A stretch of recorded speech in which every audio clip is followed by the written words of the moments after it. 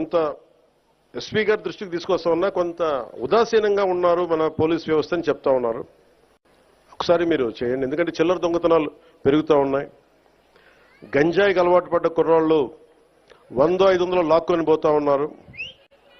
దొంగతనం చిన్నదే కావచ్చేమో కానీ ఊళ్ళల్లో నోటి మాట ద్వారా దొంగతనాలు పెరిగాయి అనేది మొదలైతే పవన్ కళ్యాణ్ వచ్చి దొంగతనాలు పెరిగినాయంటే చాలా దరిద్రంగా ఉంటుంది. దయచేసి చూసుకోండి. ఈవ్ టీజింగ్ పెరిగిపోయింది. బైక్స్ మీద రౌండ్స్ కొడుతూ అమ్మాయిల్ని ఇబ్బంది పెడుతూ వేధిస్తున్నారు. ఇలాంటివన్నీ చాలా ఉన్నాయి.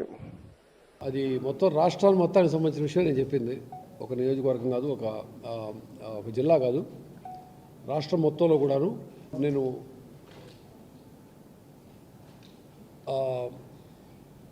ప్రూఫ్ లేకుండా మాట్లాడను. కొద్ది రోజుల క్రితమే యాన్యువల్ క్రైమ్ రౌండప్ చెప్పినప్పుడు, క్రైమ్ స్టాటిస్టిక్స్ చెప్పినప్పుడు చాలా క్లియర్గా చెప్పాను.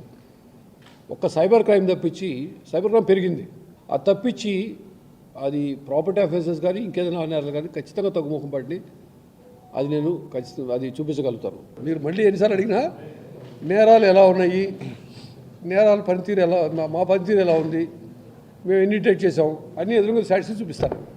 సొంత నియోజకవర్గం పక్క నియోజకవర్గాన్ని నేను చెప్పాలి ఇంతే. So let's not get into unnecessary further controversy. Okay.